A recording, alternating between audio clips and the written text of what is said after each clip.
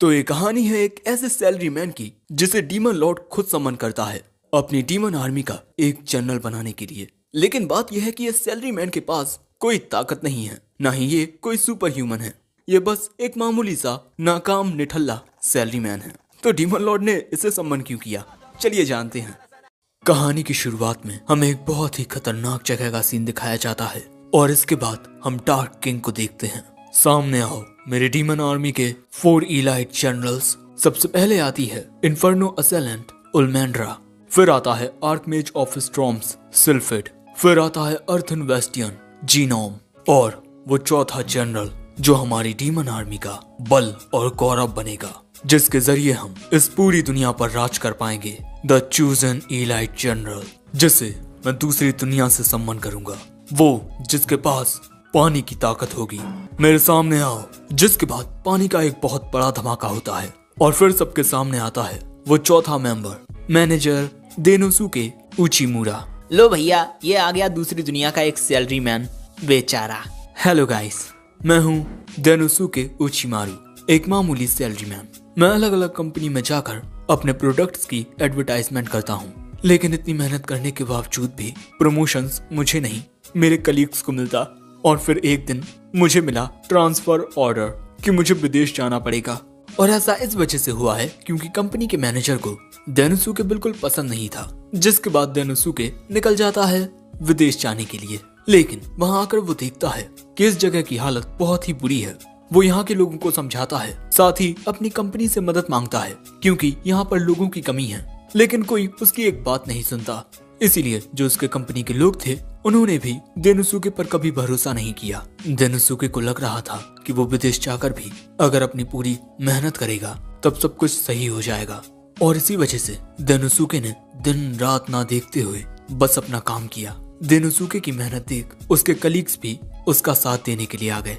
धीरे धीरे काम सही होने लगा, लेकिन तभी देनोसुके को पता चला कि फिर से उसका ट्रांसफर कर दिया गया है। उस जगह की ओर जाते हुए देनोसुके के जहन में एक ख्याल आता है कि आखिर मैं ये सब किसके लिए कर रहा हूँ। तभी एक पापा की परी आकर देनोसुके में स्कूटी मार देती है। बेचारा देनोसुके हवा में उड़ जाता है और फिर देनोसुके सीधा पहुंचता है यहाँ। अपने आसपास के लोगों को देख बेचारा बहुत डरा हुआ है, मैं कहाँ हूँ और ये लोग कौन है। लेकिन तभी डार्क किंग कहता है, तुम्हारा स्वागत है देनोसुके उचिमुरा, और आज से तुम मेरे 4 इलाइट जनरल्स में से एक हो। ये सोचता है कि क्या डीमन जनरल, वो भी मैं, पर क्यों। डार्क किंग कहता है, देनोसुके अब तक तुमने जहां पर भी काम किया है तुमने वहां अपनी काबिलियत दिखाई है। मैंने तुम्हारे सारे रिकॉर्ड्स चेक किए, तुम मेरी आर्मी में एक जनरल बनने के लायक हो, और मैं खुद द डार्क किंग मेरी डीमन आर्मी में तुम्हारा स्वागत करता हूँ। तुम मेरे 4 इलाइट जनरल्स में से एक हो और यहाँ तुम्हें बहुत फायदे मिलेंगे। तुम्हें काम के लिए जो चाहिए होगा मैं उसका इंतजाम करूंगा। तुम अपने अनुसार अपने सबऑर्डिनेट्स चुन सकते हो। देनोसुके कहता है कि अरे ये सब तो बहुत बढ़िया है, और डार्क किंग उससे ये भी कहता है कि अगर तुम मेरे ऑफर को ठुकराना चाहते हो तब मैं तुम्हें तुम्हारी दुनिया में वापस भेज दूंगा। तो तुम्हारा फैसला क्या है देनोसुके उचिमारू। ये सुन पहले तो देनोसुके खुश हो जाता है, लेकिन इसके बाद वो याद करता है कि अब तक उसके साथ क्या क्या हुआ है। कंपनी में कभी भी किसी ने उसकी इज्जत नहीं की। फिर देनोसुके कहता है, मेरी दुनिया में कभी किसी ने मेरे काम की इज्जत नहीं की। शायद उनकी नजरों में ना ही मेरा काम और ना ही मैं कोई मायने नहीं रखते थे, और मुझे नहीं लगता कि मुझ जैसे एक नाकाम शख्स को आप जैसे डार्क किंग की आर्मी में एक जनरल बनने का हक है। लेकिन डार्क किंग कहता है, वो सब बेवकूफ थे जिन्होंने तुम्हारी काबिलियत को नहीं पहचाना, लेकिन मैं जानता हूँ कि तुम कितने काबिल हो। तुम्हारी मेहनत का एक एक कतरा तुम्हारी काबिलियत की गवाही देता है। और मेरी बात जरा ध्यान से सुनो, तुम्हारी पिछली कंपनी या उसके एम्प्लॉय ये तय नहीं कर सकते कि तुम कितने काबिल हो, और ना ही तुम खुद ये कह सकते हो कि तुम नालायक हो। मैंने तुम्हें यहाँ इसीलिए बुलाया क्योंकि मुझे तुम्हारी जरूरत है। तो अब फैसला करो देनोसुके, क्या तुम बेवकूफों के लिए काम करके हमेशा पीछे रहोगे या फिर मेरी सेवा करके आसमान की ऊंचाइयों तक पहुंचोगे। अब इससे पहले कि देनोसुके कुछ कहता, उलमेंड्रा कहती है, डार्क किंग मुझे ये समझ नहीं आ रहा कि इस जैसा एक कमजोर इंसान आपके किस काम का। ये दोनों जनरल्स भी उलमेंड्रा की बात से सहमति रखते हैं। डार्क किंग कहता है, ओह तो तुम तीनों का ये कहना है, चलो ठीक है, तो हम इसका टेस्ट लेते हैं। हम तुम्हारी योग्यताओं की परीक्षा लेंगे। बेचारा डेनोसुके घबरा जाता है और इससे पहले कि वो डार्क किंग से कुछ कहता, ओलमेंड्रा कहती है, अब आएगा चीजों में मजा। मैंने सुना है कि दूसरी दुनिया के लोगों में खास ताकतें होती हैं और मैं वो ताकतें देखना चाहती हूँ। और इसके बाद वो पूरी ताकत से डेनोसुके में लात मारने वाली होती है। डेनोसुके को लगता है कि अब तो मैं गया भैया। लेकिन तभी डार्क किंग आकर उसे रोक देता है और कहता है, अपने इमोशंस पर काबू पाना सीखो। बेचारे को जरा ध्यान से देखो, वो डर की वजह से बेहोश हो चुका है। और साथ ही मैं तुम्हें बता दूं कि ये एक मामूली इंसान है, इसमें कोई खास ताकतें नहीं है। ओलमेंड्रा कहती है, आप एक मामूली इंसान को अपनी डीमन आर्मी का जनरल बनाना चाहते हैं? मैं आपकी ये बात नहीं मान सकती। हमारी डीमन आर्मी में सिर्फ मॉन्स्टर्स हैं और ये बस एक मामूली इंसान। कोई भी डीमन या मॉन्स्टर मौका पाते ही इसे मार के खा जाएगा। और हमें यहाँ ये भी पता चलता है कि ओलमेंड्रा एक डीमन है और जीनोम एक डेमी ह्यूमन, जिस वजह से ना जाने क्यों इन दोनों के बीच बहस होने लगती है। तभी डीमन लॉर्ड कहता है कि मुझे इस इंसान से जादुई ताकतें नहीं चाहिए, बल्कि सिर्फ रिसोर्सफुलनेस चाहिए। तभी होश में आकर डेनोसुके कहता है, नहीं नहीं, मैं यहाँ कुछ नहीं कर पाऊंगा। अरे उसकी एक लात में वो मरने वाला था। डार्क किंग कहता है, मैं बस तुम्हारी काबिलियत देखना चाहता हूँ। डेनोसुके को लगता है कि अब उसका कोई अदर वर्ल्डली एंट्रेंस एग्जाम होगा, लेकिन डार्क किंग कहता है, इस वक्त हमारी डीमन आर्मी आसपास की जनजातियों से समझौता करने की कोशिश कर रही है, जैसे सैलामेंडर जनजाति या वेयरवुल्फ जनजाति। लेकिन इस वक्त सबसे बड़ी दिक्कत का विषय माइनोटॉर जनजाति के साथ है और यही तुम्हारा एग्जाम होगा। तुम्हें माइनोटॉर जनजाति के साथ एक सही समझौता करना होगा और उनका भरोसा जीतकर उन्हें हमारी डीमन आर्मी में शामिल करना होगा। बाकी जानकारी तुम ओलमेंड्रा से ले सकते हो। जिसके बाद डार्क किंग यहाँ से चला जाता है। अब बेचारा डेनोसुके तो शॉक में होता है कि उसके साथ ये सब क्या हो रहा है और क्यों हो रहा है, और एक तो ये लड़की मुझ पर इतनी गुस्सा क्यों है। ओलमेंड्रा कहती है, बस यहाँ मेरा वक्त बर्बाद हो रहा है, तुम अपने एग्जाम में पास नहीं होने वाले। डेनोसुके मन में कहता है, इसने सही कहा, मैं बस एक नाकाम सैलरी मैन हूँ जिसके पास कोई काबिलियत नहीं है। लेकिन तभी उसे डार्क किंग की कहीं बातें याद आती हैं और वो कहता है, नहीं, मैं हमेशा से एक ऐसा बॉस चाहता था जिसे मेरी जरूरत हो, और उस डार्क किंग का कहना है कि उसे मेरी जरूरत है। मैं उसकी उम्मीदों पर खरा उतरूंगा। तभी ये लोग उस कमरे तक पहुंच जाते हैं जहां पर माइनोटॉर ट्राइब का चीफ रुका हुआ है, और ये कुछ ज्यादा ही बड़ा होता है। और हो भी क्यों ना, माइनोटॉर बहुत बड़े और खतरनाक होते हैं और ओलमेंड्रा को पूरा यकीन होता है कि डेनोसुके उस माइनोटॉर चीफ के पैरों तले आकर कुचला जाएगा। जिसके बाद वो दरवाजा खोल देती है। अब डरा होने के बावजूद भी डेनोसुके अपनी हिम्मत जुटाता है, लेकिन जैसे ही उसके सामने माइनोटॉर चीफ आता है, उसकी फट जाती है बहुत बुरे तरीके से, और बेचारा माइनोटॉर के पैर के नीचे आकर पतंग बन जाता है। लेकिन असल में अभी ऐसा कुछ नहीं हुआ है। लेकिन माइनोटॉर चीफ को अपने सामने देखकर डेनोसुके सच में बहुत ज्यादा डरा हुआ है। लेकिन तभी ओलमेंड्रा उस माइनोटॉर चीफ की ओर जाने लगती है, डेनोसुके को ये दिखाने के लिए कि नेगोशिएशंस कैसे की जाती हैं। ये देख डेनोसुके को लगता है कि अब मैं बच जाऊंगा, और सच में मिस ओलमेंड्रा कितनी अच्छी हैं। लेकिन जब ओलमेंड्रा उस चीफ से बात करती है और वो उसकी बात नहीं सुनता, तब वो वहीं गुस्सा करने लगती है। माइनोटॉर चीफ भी ओलमेंड्रा की तरह गुस्सैल होता है। डेनोसुके कहता है, हो गई इनकी बातचीत, अब चलो चलते हैं।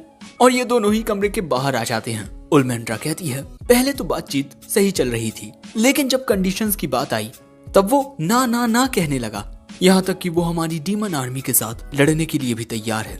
मैंने कितनी बार आकर उसे समझाने की कोशिश की है, लेकिन हर बार वो बस नहीं नहीं कहता है। और पता नहीं वो अपने साथ ये कचरा क्यों लाया अपने कमरे में फैलाने के लिए। सारी की सारी गलती उसकी है। वैसे अब मैं सब तुम पर छोड़ती हूँ। और ये कहकर मोहतरमा वहाँ से चली जाती हैं। अब बेचारा डेनोसुके क्या करेगा। डेनोसुके कह रहा है, अब सब कुछ मुझ पर है, मैं उससे कैसे बात करूंगा। मुझ जैसा इंसान उस खतरनाक क्रिएचर से कैसे बातचीत करेगा। अब जब उसे कुछ समझ नहीं आता, वो सीधा जाता है बार में। डेनोसुके बार में आकर एक कुर्सी पर बैठकर एक टॉवल से अपना मुंह पोंछता है और इसके बाद शराब पीते हुए सोचने लगता है कि अगर क्लाइंट बातचीत करने से इनकार कर दे तब क्या करना चाहिए। शायद एक ऐसा ही केस मैं पहले भी देख चुका हूँ। क्लाइंट उस वक्त मेरी बात सुनने से भी इनकार कर रहा था, लेकिन उसकी आंखों में देखकर मैंने उसे समझने की कोशिश की। जिसके बाद डेनोसुके चैन से शराब पीता है और इसके बाद वहाँ से चला जाता है। वो फिर से उसी जगह पर आता है फुल कॉन्फिडेंस के साथ। दूसरी ओर ओलमेंड्रा डार्क किंग को आकर बताती है कि हमेशा की तरह चीफ माइनोटॉर ने इनकार कर दिया और मुझे नहीं लगता कि वो इंसान कुछ कर पाएगा। डार्क किंग कहता है चलो देखते हैं। लेकिन इसके बाद जब उल्मेंड्रा उसी जगह पर वापस आती है तब वो देखती है कि डेनोसुके वहाँ सामने रखी हुई घास को थैलियों में भर रहा है। वो कहती है तुम यहाँ से भागे नहीं, तुमने देखा ना वो हमारी एक भी बात सुनने के लिए तैयार नहीं है। लेकिन डेनोसुके कहता है मिस उल्मेंड्रा आप बहुत जल्दी हार मान रही हैं। बातचीत के दौरान ये मायने नहीं रखता कि आप जिससे बात कर रहे हैं वो साइज में आपसे कितना बड़ा है। समझौता सही से ना होने की वजह हमेशा गलतफहमी होती है और उस गलतफहमी को मैं सिर्फ आई कांटेक्ट बनाकर ही दूर कर सकता हूँ। इसलिए बस आप मुझे देखिए। और यहाँ उल्मेंड्रा डेनोसुके को बस देखती रह जाती है कि ये पहले से बिल्कुल बदला हुआ लग रहा है। जिसके बाद डेनोसुके दरवाजा खोल के कमरे में चला जाता है और फिर जब अगले दिन सुबह होती है तब उल्मेंड्रा अंदर आकर कमरे को देखती है। वहाँ पर ना ही माइनोटॉर चीफ होते हैं ना ही डेनोसुके। उल्मेंड्रा को लगता है कि शायद समझौता ना होने की वजह से इनके बीच झगड़ा हो गया होगा। लेकिन तभी पीछे से डेनोसुके आता है। उल्मेंड्रा चिल्लाते हुए कहती है तुमने हमारे डीमन कैसल में क्या ये चारों ओर कचरा फैला कर रखा है? और माइनोटॉर चीफ कहाँ गए? कहीं वो चले तो नहीं गए? डेनोसुके बताता है कि इस वक्त माइनोटॉर चीफ डार्क किंग के साथ अपना एक पैक्ट एग्रीमेंट बना रहे हैं। यानी कि दोस्तों डेनोसुके ने माइनोटॉर चीफ को डीमन आर्मी के साथ जुड़ने के लिए मना लिया है। ये बात सुन उल्मेंड्रा बहुत हैरान होकर पूछती है कि क्या सिर्फ एक रात में? मेरी बात तो उसने कभी नहीं सुनी, तुमने ऐसा कैसे कर लिया?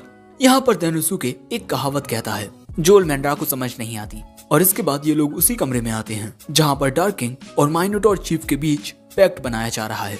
यहाँ डेनोसुके कहता है मिस उल्मेंड्रा आपको लग रहा था कि माइनोटॉर चीफ हमारे साथ समझौता नहीं करना चाहते, बल्कि उनकी नजरों में समझौता सही से हो रहा था। मुझे याद है जब एक बार मैं विदेश की कंपनी के साथ नेगोशिएशन के लिए गया था तब मैंने उन्हें बार बार मनाने की कोशिश की, लेकिन वो मेरी बात ही नहीं सुन रहे थे। इसीलिए मुझे लगने लगा कि अब ये समझौता नहीं होने वाला। लेकिन तभी अचानक उस आदमी ने मेरी ओर मुस्कुराते हुए अपना हाथ बढ़ाया, क्योंकि उनके लिए इमोशनल और अच्छे डिस्कशंस ज्यादा मायने रखते हैं। इसीलिए जब हम किसी टॉपिक पर ज्यादा डिटेल में बात करते हैं तब ये एक पॉजिटिव गेस्चर होता है, क्योंकि डिटेल में बात करने पर ही गलतफहमियां दूर की जा सकती हैं।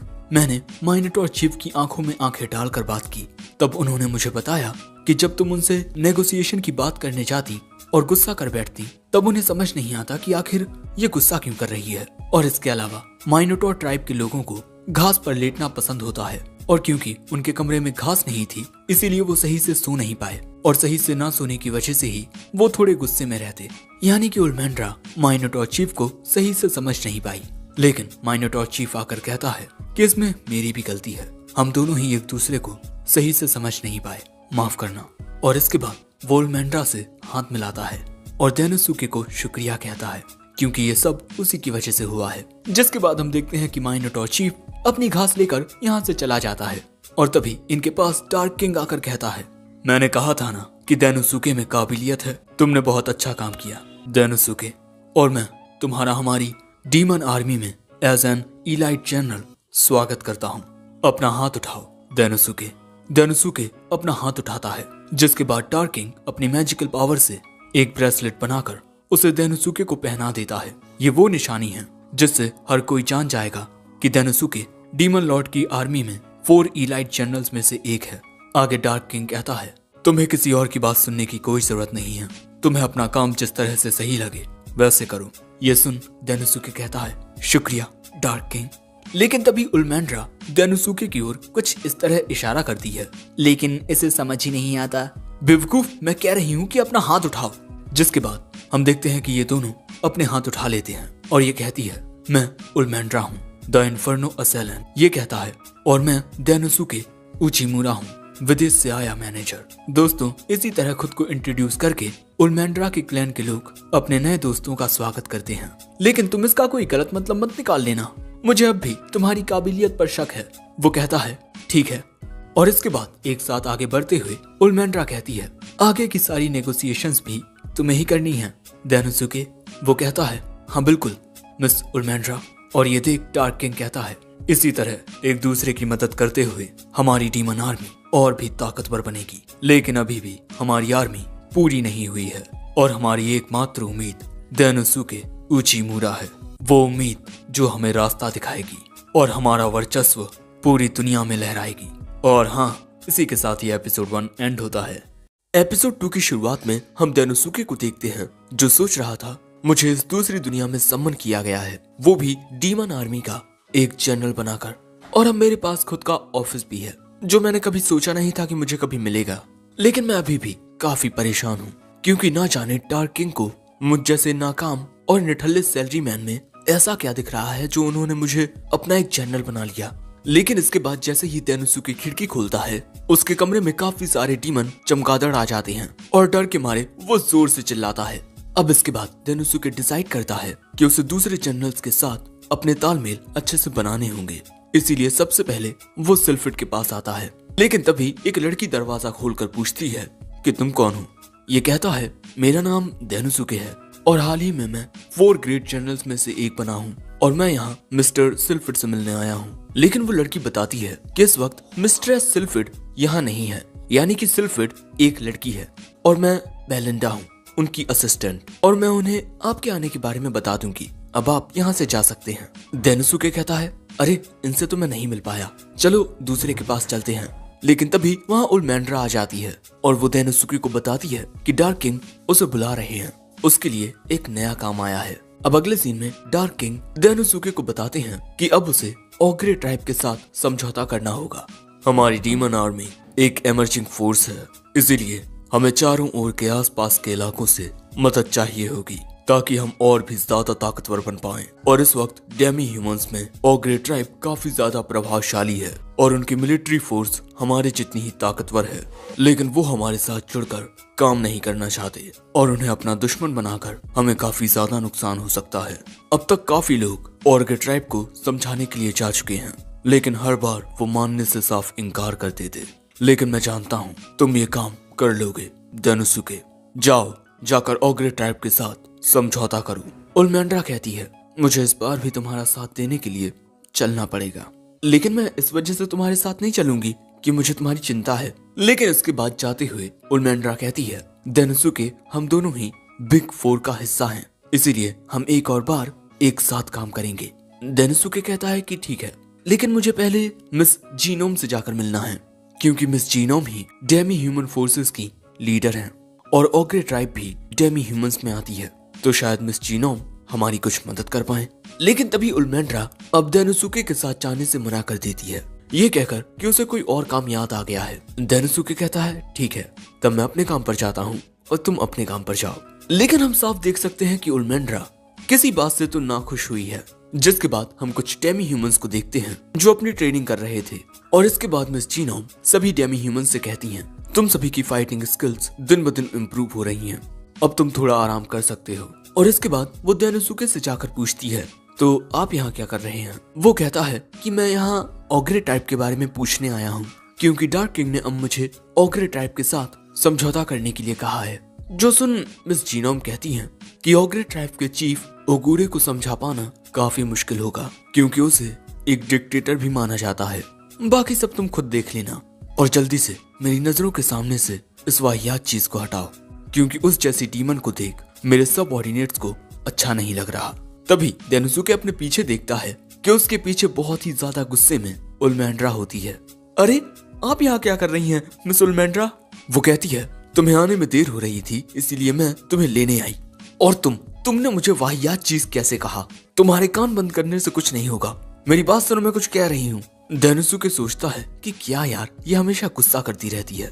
जिसके बाद हमें ओग्रे ट्राइब का महल दिखाया जाता है, जहाँ के गार्ड्स ने इन दोनों को अंदर जाने से रोक दिया है, क्योंकि जब तक इनके चीफ इन्हें परमिशन नहीं देते ये दोनों अंदर नहीं जा सकते। जो देख डेनोसुके सोचता है डार्क किंग ने सही कहा था, ये नेगोशिएशन बहुत ज्यादा मुश्किल होने वाली है। लेकिन तभी डेनोसुके ये देख घबरा जाता है कि फिर से उलमैंड्रा को गुस्सा आने लगा है। लेकिन तभी अंदर से एक फीमेल ओग्रे आकर कहती है आप दोनों ने इतना इंतजार किया, उसके लिए शुक्रिया, अब आप दोनों अंदर आ सकते हैं। जिसके बाद ये दोनों उस लड़की के साथ अंदर जाने लगते हैं। यहाँ पर आते वक्त डेनोसुके अपने चारों ओर देख रहा था। तभी उलमैंड्रा उससे कहती है कि चौकन्ने रहना, क्योंकि ओग्रे ट्राइब काफी ज्यादा ताकतवर है और इस बार हमें काफी दिक्कत होने वाली है। डेनोसुके मन में कहता है मिस जीनोम ने ये खुद कहा है कि ओग्रे चीफ को उसके दुश्मन एक डिक्टेटर मानते हैं। जिसके बाद ये लोग एक और गेट के सामने पहुंचते हैं और इसके आगे इन दोनों को ही जाना होगा। जिसके बाद ये दोनों इस कमरे के अंदर जाने लगते हैं और अंदर आते ही इन्हें सामने दिखाई देता है ओग्रे ट्राइब का चीफ ओगुरे। इन दोनों को देख ओगुरे कहता है, तुम चिरकुट हमेशा मेरी इजाजत के बिना आते हो। मैं तुम्हें बता दूं कि जब तक मैं जिंदा हूँ मैं तुम लोगों को कोई इजाजत नहीं देने वाला। अगर तुम कुछ करना ही चाहते हो तो हमारी आर्मी के सामने सरेंडर कर दो, और अगर तुम चाहते हो कि मैं तुम्हारे साथ कोई समझौता करूं तो मेरी एक शर्त है, तुम्हें मेरे कदमों में अपने डार्क किंग का सिर लाकर रखना होगा। लेकिन उसकी ये बात सुन उल्मेंड्रा के सब्र का बांध टूट जाता है और वो कुछ कहने ही वाली थी, लेकिन तभी देनुसुके उसे रोक देता है और खुद कहता है, आपने अपना कीमती वक्त निकालकर हमें जो ऑफर दिया है हम उसके बारे में जरूर सोचेंगे। और इसके बाद वो उल्मेंड्रा को लेकर वहाँ से जाने लगता है। अब बाहर आकर उल्मेंड्रा अपना पूरा गुस्सा निकालती है, वो बुढ़ा, मैं उसके टुकड़े टुकड़े करके कुत्तों को खिला दूंगी। लेकिन देनुसुके उल्मेंड्रा को समझाता है कि वो ओग्रे चीफ यही चाहता है, वो हमें गुस्सा दिलाकर इस नेगोशिएशन को पूरी तरह से बर्बाद करना चाहता है।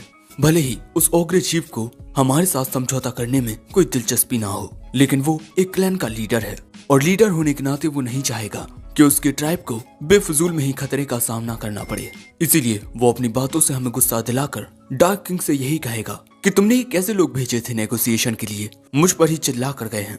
उल्मेंड्रा पूछती है, क्या तुम्हें उसकी बातों से गुस्सा नहीं आया?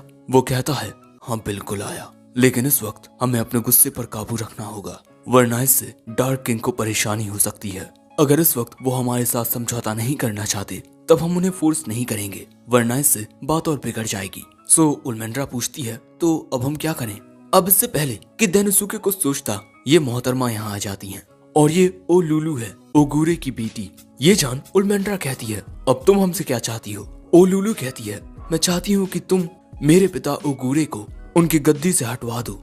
अरे भैया ये क्या हो रहा है? अगले सीन में ओलुलू इन दोनों को इनके महल के उस कमरे में लेकर आती है जहाँ पर सारा खाना रखा होता है, लेकिन यहाँ कुछ नहीं होता क्योंकि इस वक्त इनकी ट्राइब में काफी सारी फाइनेंशियल प्रॉब्लम्स आ रही हैं।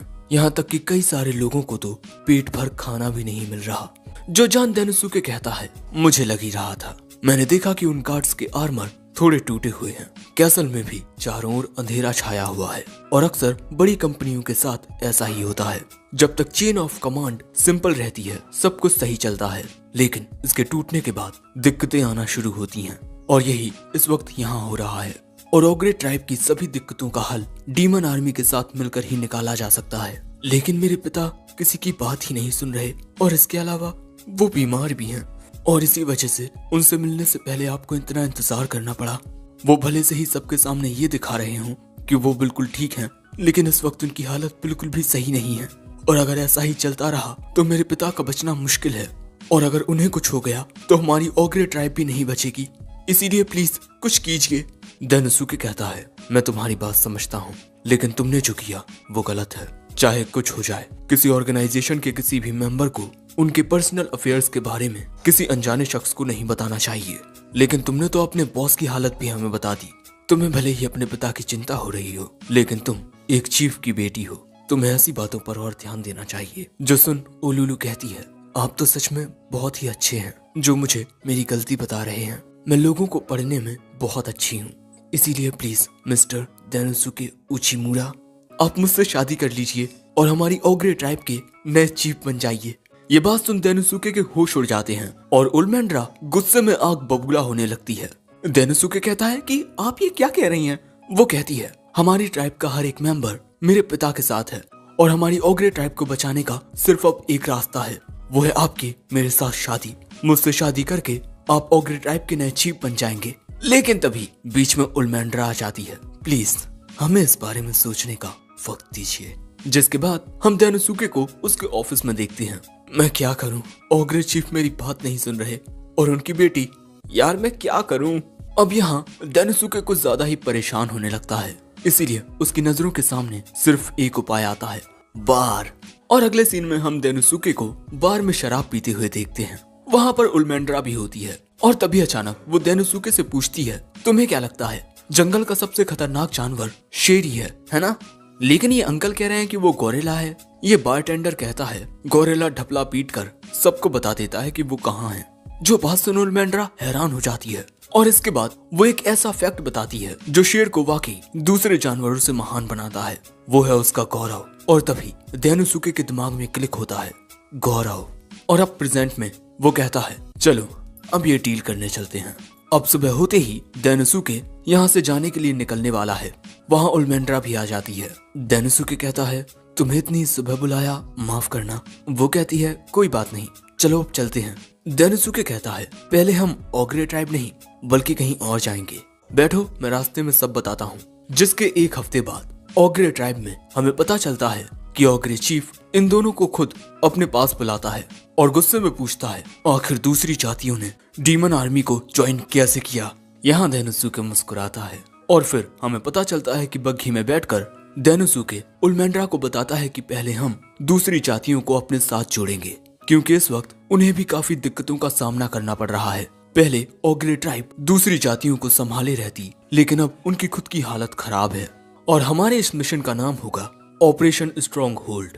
और अब प्रेजेंट में उल्मेंड्रा को समझ आता है कि आखिर डेनोसुके ने वो सब क्यों किया। डेनोसुके पहले भी इस स्ट्रेटजी का यूज कर चुका है, जहाँ पर एक बहुत ही बड़ी कंपनी डेनोसुके से बातचीत करने से भी मना कर रही थी, लेकिन इसके बाद डेनोसुके ने उस बड़ी कंपनी के आसपास की छोटी कंपनियों को अपने साथ जोड़ लिया। जिसके बाद उस बड़ी कंपनी ने डेनोसुके को सामने से बुलाया उसका प्रोडक्ट देखने के लिए। अगर दूसरी जातियों ने डीमन आर्मी को ज्वाइन कर लिया, तब यहाँ द प्राइडफुल ओग्रे चीफ की प्राइड को ठेस पहुंचेगी।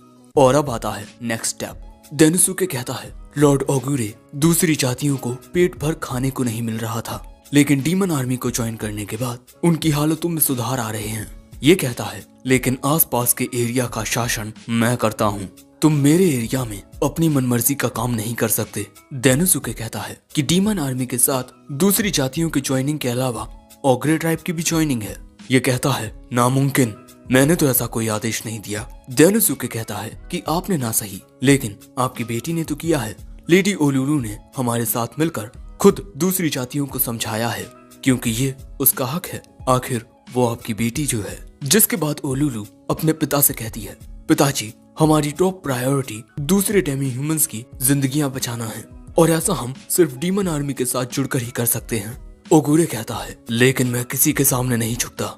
ओलुलु रोते हुए कहती है, पिताजी, आप मेरे लिए सबसे ज्यादा ताकतवर हो।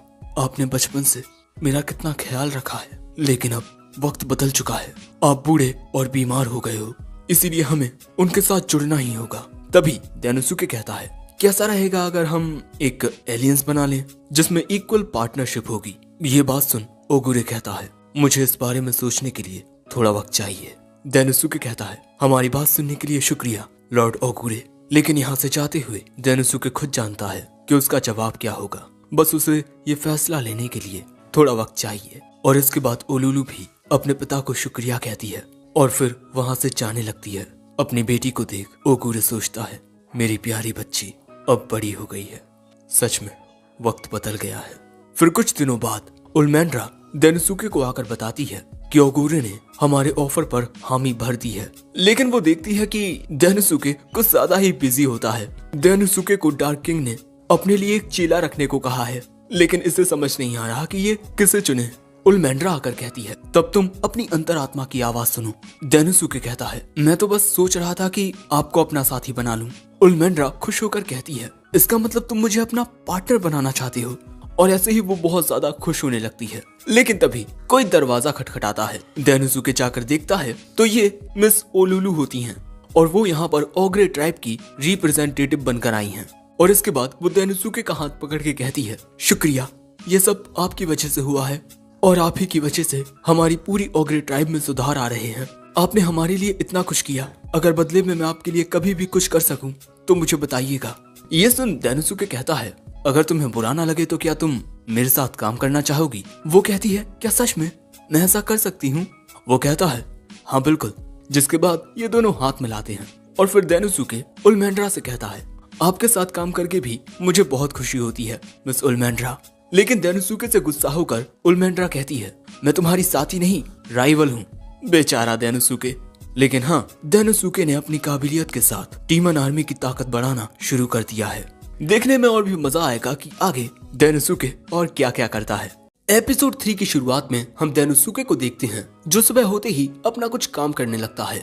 तभी वहाँ ओलुलु आती है और ये यहाँ अपना काम पूरा करके आई है। डेनोसुके ने ओलुलु से कहा था कि वो बियर ट्राइब के साथ जाकर नेगोशिएशन करे। तभी डेनोसुके कहता है कि मैं ऐसी काफी सारी मीटिंग्स अटेंड कर चुका हूँ जिनमें मुझे हर एक चीज बार बार शुरुआत से करनी पड़ती थी।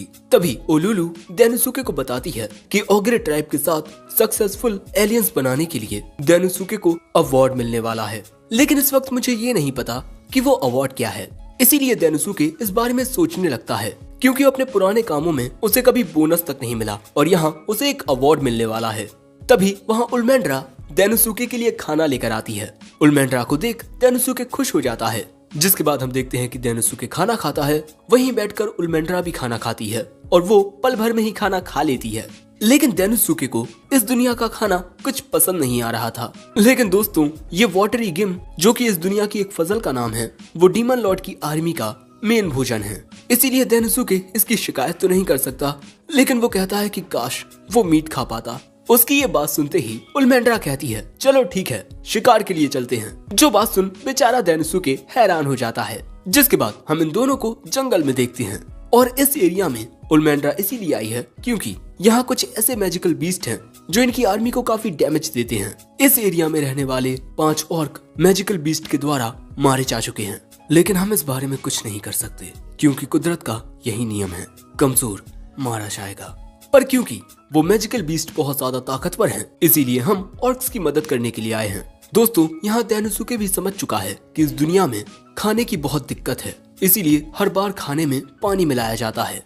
लेकिन तभी अचानक वहाँ पर उल्मेंड्रा को कुछ मशरूम्स मिल जाते हैं और ये मशरूम्स इस एरिया में भोजन का मुख्य सोर्स हैं और हर बार मशरूम तोड़ते वक्त ही इस एरिया में ऑर्क्स पर हमले होते हैं। और तभी अचानक इनके पीछे एक बहुत ही बड़ा जंगली सुअर आ जाता है। तुम लोग देख सकते हो कि ये काफी बड़ा है। उसे देख डेनोसुके के तोते उड़ चुके थे, इसीलिए वो पेड़ के पीछे जाकर छुप जाता है। लेकिन तभी उल्मेंड्रा इसकी ओर उछलकर इसमें इस तरह किक मारती है कि ये जंगली सुअर जमीन में धंस जाता है। लेकिन अभी भी वो सुअर हारा नहीं है। वो अपने मुंह पर लगे सींगों से जमीन को इस तरह कुरेदता है कि बड़े बड़े पत्थर उल्मेंड्रा की ओर आने लगते हैं। लेकिन उल्मेंड्रा उन सभी पत्थरों से बहुत आसानी से बच जाती है। लेकिन इसके बाद वो जंगली सुअर खुद उल्मेंड्रा पर हमला करने जाता है, लेकिन तभी उल्मेंड्रा उसमें एक मुक्का मार देती है और इसी तरह वो लगातार उस जंगली सुअर पर हमले करने लगती है। लेकिन इतना कुछ करने के बाद भी वो जंगली सुअर हारता नहीं। ये देख डेनोसुके सोचता है जानवरों के मुकाबले इंसानों में बहुत कम ताकत होती है, इसीलिए इंसान ऐसे बीस्ट या जानवरों को मारने के लिए हथियारों का इस्तेमाल करते हैं। लेकिन उल्मेंड्रा इस जंगली सुअर से बिना किसी वेपन के लड़ रही है और यही बात डेनोसुके को समझ नहीं आती कि आखिर इसके पास कोई हथियार क्यों नहीं है। लेकिन अगले ही पल में उल्मेंड्रा अपने हाथ को इस तरह बढ़ाकर कहती है तुम्हें मारने के लिए अब मुझे यही करना होगा। और अचानक ही हम देखते हैं कि उल्मेंड्रा की बॉडी से काफी रोशनी निकलने लगती है और फिर हम देखते हैं कि उल्मेंड्रा के इस हाथ पर एक नया आर्मर आ जाता है और फिर उल्मेंड्रा कहती है अब आओ मेरी ओर अपनी पूरी ताकत से। ये बात सुन वो जंगली सुअर बौखलाकर उल्मेंड्रा की ओर आगे बढ़ता है और उल्मेंड्रा से सीधा जाकर टकराता है। लेकिन यहाँ उल्मेंड्रा ने उस जंगली सुअर का सींग पकड़ लिया था और इसके बाद वो एक ही हाथ से उस जंगली सुअर को उठाकर अपने दोनों हाथों से उसकी गर्दन को इसी तरह आसमान में मरोड़ देती है, जिससे वो जंगली सुअर वहीं पर मारा जाता है। और ये देख डेनोसुके के होश उड़ जाते हैं। उल्मेंड्रा कहती है चलो अब इसे खाते हैं, लेकिन देखकर लगता है कि डेनोसुके की भूख मर चुकी है। अब शाम के वक्त हम देखते हैं कि यहाँ मौजूद ऑर्क इस जंगली सुअर को मारने के लिए उल्मेंड्रा का शुक्रिया अदा करते हैं। सो उल्मेंड्रा कहती है कोई बात नहीं, चलो अब एक साथ इसका मांस खाते हैं। लेकिन डेनोसुके नोटिस करता है कि ये जंगली सुअर और ये ऑर्क एक जैसे दिखते हैं और ये ऑर्क इस जंगली सुअर को खाने के लिए बहुत उत्साहित थे। और यहाँ एक फीमेल ऑर्क इस जंगली सुअर का पैर उल्मेंड्रा को देती है और भैया डेनोसुके ये जानकर हैरान हो जाता है कि उल्मेंड्रा खाना बना सकती है। डेनोसुके बहुत खुश होता है कि अब उसे मीट खाने को मिलेगा।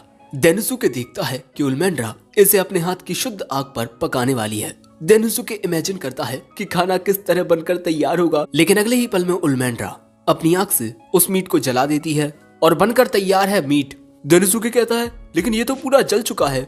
और जब वो उसे खाता है तब इस जंगली सुअर का जला हुआ मांस उसके गले में फंस जाता है और इसका टेस्ट बहुत बुरा था। अब मुझे ये काला पदार्थ आखिर कैसे खिला सकती है मिस उल्मेंड्रा? वो कहती है कि जो खाना देता है उससे ऐसे बात नहीं करते। लेकिन डेनोसुके समझ चुका था कि इस दुनिया में खाना सच में एक काफी बड़ी समस्या है। फिर एक फीमेल ऑर्क से डेनोसुके को पता चलता है कि इस दुनिया में मसाले, खासकर नमक, बहुत ही ज्यादा महंगे हैं और इतने सारे मीट में डालने के लिए इनके पास बस इतना ही नमक है। ये बात सुन डेनोसुके कहता है, मैं इस थोड़े से नमक के साथ भी खाना बना सकता हूँ। जिसके थोड़ी ही देर बाद हम देखते हैं कि खाना बनकर तैयार हो जाता है और यहाँ जंगल में मिलने वाले मशरूम से डेनोसुके ने सूप बनाया है। जिसके बाद उल्मेंड्रा इस खाने को टेस्ट करती है और ये खाना उसे बहुत ही ज्यादा अच्छा लगता है। उल्मेंड्रा के साथ वहाँ मौजूद ऑर्क को भी ये खाना बहुत अच्छा लगता है और फिर डेनोसुके बताने लगता है कि उसने ये खाना बनाया कैसे है। देखो ये सारी बातें तो मेरे दिमाग के भी ऊपर से जा रही हैं, तो मैं तुम्हें क्या बताऊं। और फिर डेनोसुके कहता है, अगर आप सभी चाहें तब मैं आपको खाना बनाने का ये तरीका सिखा सकता हूँ। तभी उल्मेंड्रा कहती है कि तुम एक इलाइट जनरल हो, तुम्हें मामूली लोगों के सामने अपनी इज्जत कम नहीं करनी चाहिए। लेकिन डेनोसुके कहता है, हम किसी राज्य के बारे में ये पता लगा सकते हैं कि वो कैसा है सिर्फ ये देखकर कि वहाँ मौजूद गरीब और अमीर लोग किस तरह का खाना खाते हैं। डेनोसुके के कहने का मतलब है कि यहाँ नॉलेज की कमी है, इसी वजह से ये लोग गरीब हैं। उल्मेंड्रा भी उसकी बात से सहमति जताते हुए कहती है, हमारे आसपास के जो नेशंस हैं वो हमसे काफी ज्यादा पावरफुल हैं, लेकिन ये सब बदलने की जिम्मेदारी हमारी है क्योंकि हम हैं इलाइट जनरल्स। डेनोसुके कहता है, तुमने बिल्कुल सही कहा। और फिर रात हो जाती है, लेकिन अब इन दोनों को यहाँ से जाना होगा, इसीलिए उल्मेंड्रा एक आग का गोला बना लेती है जिसकी रोशनी से इन्हें रास्ता दिखाई देगा। और हमें ये बात भी पता चलती है कि मैजिक का यूज सिर्फ डीमंस कर सकते हैं, डेमी ह्यूमंस नहीं। जो बात सुन डेनोसुके को समझ आता है कि आखिर क्यों मिस जीनोम की आर्मी के डेमी ह्यूमंस फाइटिंग प्रैक्टिस कर रहे थे, क्योंकि वो मैजिक का यूज नहीं कर सकते। अब यहाँ डेनोसुके उल्मेंड्रा से पूछता है कि मिस्टर सिल्फिड डीमन है या डेमी ह्यूमन। उल्मेंड्रा सही से तो नहीं जानती, लेकिन उसे लगता है कि वो एक डीमन ही होगी क्योंकि उसे आर्कमेज ऑफ स्टॉर्म्स कहा जाता है और अक्सर होने वाली मीटिंग्स में वो खुद नहीं आती। और हाँ दोस्तों, सिल्फिड एक लड़की है। जिसके बाद उल्मेंड्रा आगे बढ़ने लगती है। अब जाते हुए डेनोसुके कहता है कि तुम अपनी मैजिकल पावर से एक ऐसा आर्मर क्रिएट कर सकती हो जो तुम्हें बहुत ताकतवर बना देता है, लेकिन फिर से नॉर्मल होने में तुम्हें काफी वक्त लगता है ना। इसीलिए नॉर्मली उल्मेंड्रा इस मैजिक का यूज नहीं करती। इसीलिए मुझे लगता है कि तुम्हें अपने साथ कोई हथियार रखना चाहिए जो तुम्हारे लिए बहुत काम का साबित हो सकता है। साथ ही तुम्हें कपड़े भी ऐसे पहनने चाहिए जो तुम्हारी फुल बॉडी को प्रोटेक्ट कर सकें। लेकिन अगले ही पल में हम देखते हैं कि उल्मेंड्रा के द्वारा बना वो आग का गोला अचानक ही गायब हो जाता है और यहाँ पर वो कहती है कि डेनोसुके, शायद से तुम बिल्कुल सही कह रहे हो, लेकिन तुम्हारे ये शब्द मेरे लिए अपमानजनक थे और अब मैं तुम्हें अपने साथ नहीं ले जा सकती। तुम सुबह होते ही किसी घोड़ा गाड़ी से आ जाना। मैंने तुम पर भरोसा किया, लेकिन अब मैं अपने उस फैसले पर पछता रही हूँ। तुम बस दूसरी दुनिया से आए एक मामूली से इंसान हो। और ये सब कहने के बाद उल्मेंड्रा वहाँ से कूदकर चली जाती है। डेनोसुके को समझ नहीं आता कि ये गुस्सा कैसे हो गई और अब बेचारा रोते हुए यहाँ से भागकर जाने लगता है क्योंकि इस जंगल में काफी सारे मैजिकल बीस्ट हैं। बेचारा हमारा डेनोसुके। लेकिन भाई मुझे भी समझ नहीं आ रहा कि वो गुस्सा क्यों हो गई।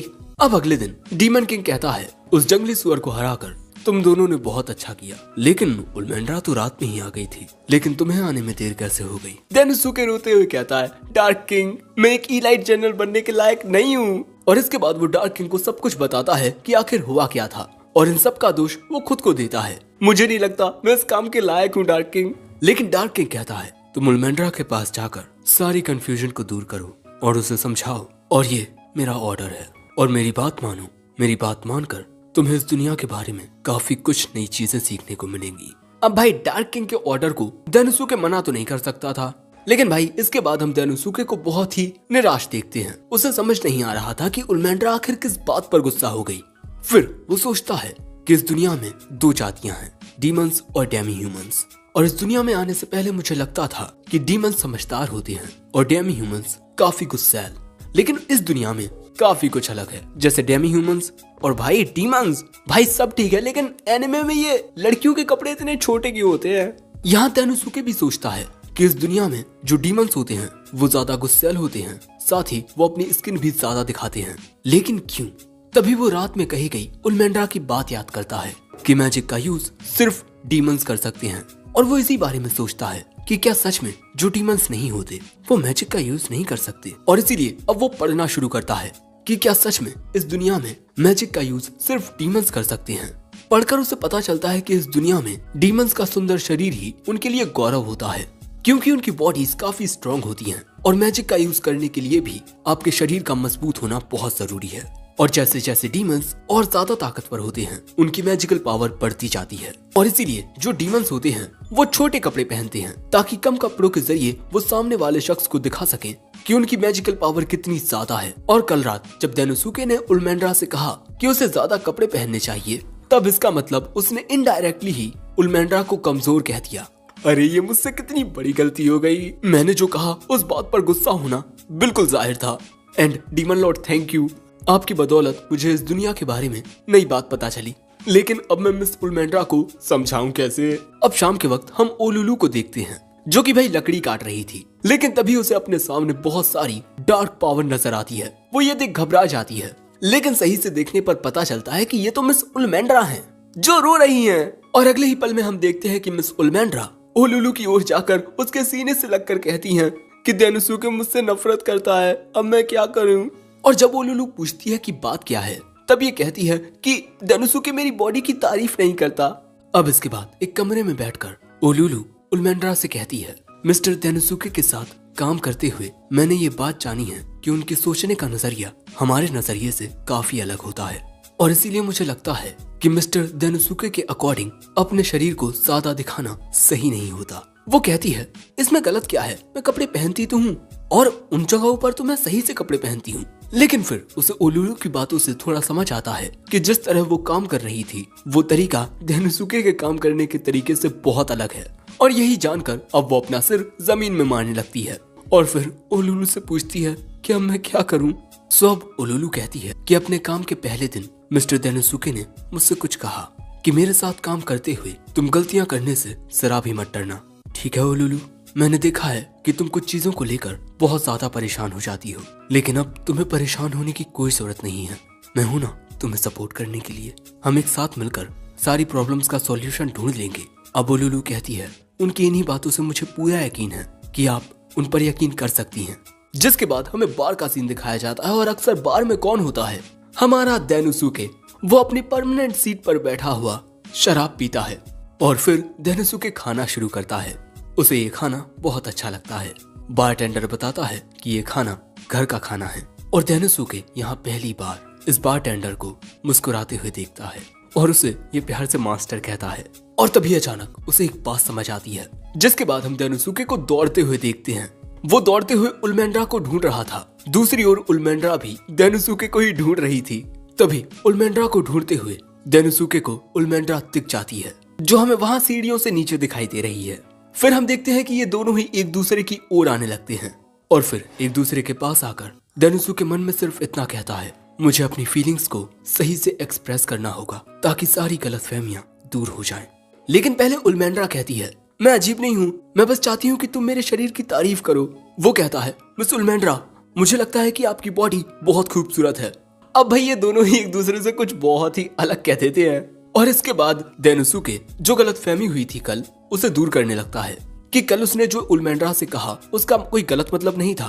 वो अपने तरीके से उल्मेंड्रा के शरीर की तारीफ ही कर रहा था, और मुझे ये पता नहीं था कि आप डीमंस के लिए अपना शरीर दिखाना कितना ज्यादा मायने रखता है। प्लीज मुझे माफ कर दीजिए।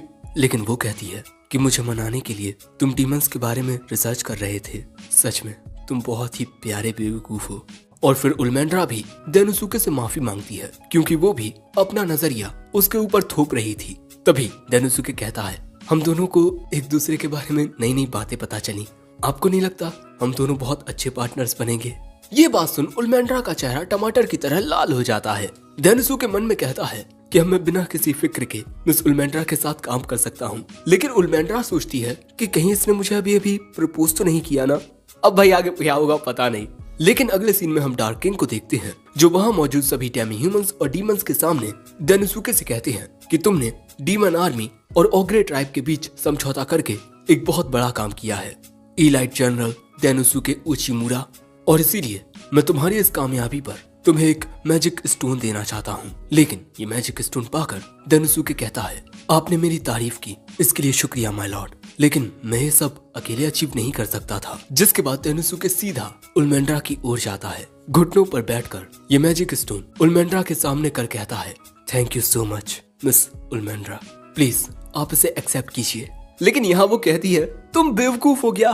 क्योंकि दोस्तों तेनुसुके को ये बात नहीं पता कि अपने ऑपोजिट जेंडर को इस दुनिया में एक मैजिक स्टोन देना शादी के लिए पूछना होता है। यहाँ उल्मेंड्रा चिल्लाकर कहती है कि तुम्हें मुझे ये मैजिक स्टोन अकेले में देना चाहिए था, मैं इतने लोगों के सामने इसे एक्सेप्ट नहीं करूंगी। लेकिन हम देखते हैं कि मिस सिल्फिड की असिस्टेंट बेलिंडा किसी मैजिक स्टोन के जरिए ये सब देखकर मुस्कुरा रही थी। पर क्यों, ये जानेंगे अगले एपिसोड में। एपिसोड 3 यहीं एंड होता है।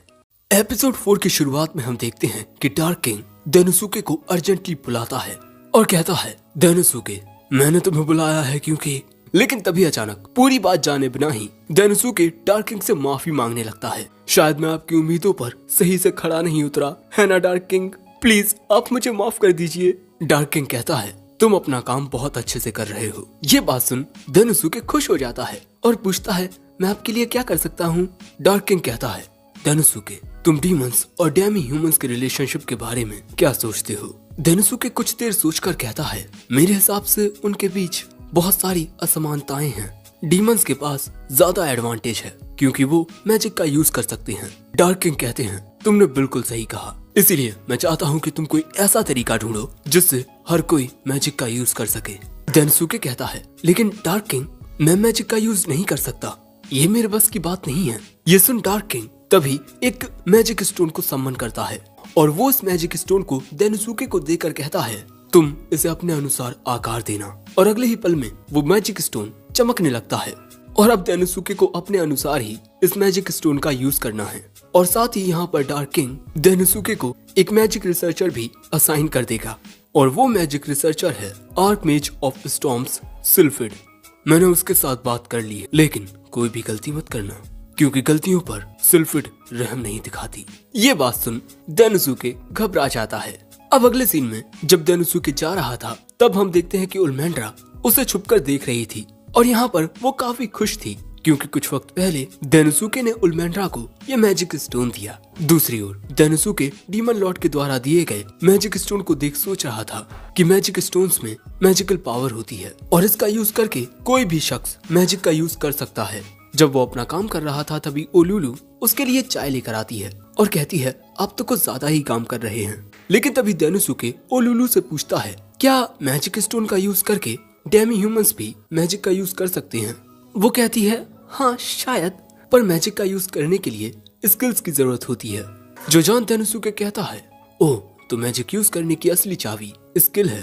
और फिर वो मन में कहता है, मुझे इस दुनिया की मैजिकल पावर के बारे में और जानना होगा, जिसके लिए मुझे मिस्टर सिल्फिड से बात करनी होगी। जिसके बाद वो मिस्टर सिल्फिड से मिलने उनके कमरे के पास आकर दरवाजा खटखटाता है, लेकिन दरवाजा मिस्टर सिल्फिड की असिस्टेंट बेलिंडा खोलती है। लेकिन उसे पता नहीं होता कि तेनुसुके कौन है। तेनुसुके उसे बताता है कि वो 4 इलाइट जनरल्स में से एक है और वो यहाँ डीमन लॉर्ड के ऑर्डर पर आया है। लेकिन बेलिंडा बताती है कि मिस्टर सिल्फिड यहाँ पर नहीं है। तेनुसुके कहता है, लेकिन डीमन लॉर्ड ने तो कहा था कि उन्होंने सारी बात कर ली है। लेकिन बेलिंडा कहती है, मिस्टर सिल्फिड यहाँ नहीं है, अब आप यहाँ से जा सकते हैं और जब वो आएंगे तब मैं आपको बता दूंगी। लेकिन तभी तेनुसुके दरवाजा पकड़ के कहता है, तब क्या मैं आपसे बात कर सकता हूँ मिस असिस्टेंट। वहीं छुपकर उल्मेंड्रा ये सब देख रही थी। उसे लगता है कि तेनुसुके बेलिंडा को पटाने की कोशिश कर रहा है। अब यहाँ बेलिंडा कहती है, मैं यहाँ बहुत ज्यादा बिजी हूँ मिस्टर तेनुसुके, इसीलिए मैं आपसे ज्यादा देर बात नहीं कर पाऊंगी। तेनुसुके कहता है, मैं बस तुमसे एक बात कहना चाहता हूँ, तुम ही असल में मिस्टर सिल्फिड हो, है ना। लेकिन वो कहती है, मैंने तुम्हें बताया ना, मैं उनकी असिस्टेंट हूँ। लेकिन तेनुसुके कहता है, 3 वजह हैं जिनकी वजह से मुझे आप पर शक है। पहली कि आप चश्मा पहनते हो। किसी डीमन के लिए अपनी बॉडी को सुंदर दिखाना बहुत ज्यादा मायने रखता है। लेकिन आखिर आप ग्लासेस क्यों ही पहनोगी, आपकी नजरें तो कमजोर है नहीं, इसका मतलब ये नकली ग्लासेस हैं। और दूसरा आपका नाम, मैंने चेक किया है कि बेलिंडा ये नाम डीमन लॉर्ड की आर्मी के ऑर्गेनाइजेशनल चार्ट पर नहीं है। और फिर आखिरी रीजन, डीमन लॉर्ड ने मुझे बताया है कि सिल्फिड को ज्यादा काम करना पसंद नहीं, इसीलिए काम से बचने के लिए वो अक्सर अपना रूप बदलती रहती हैं।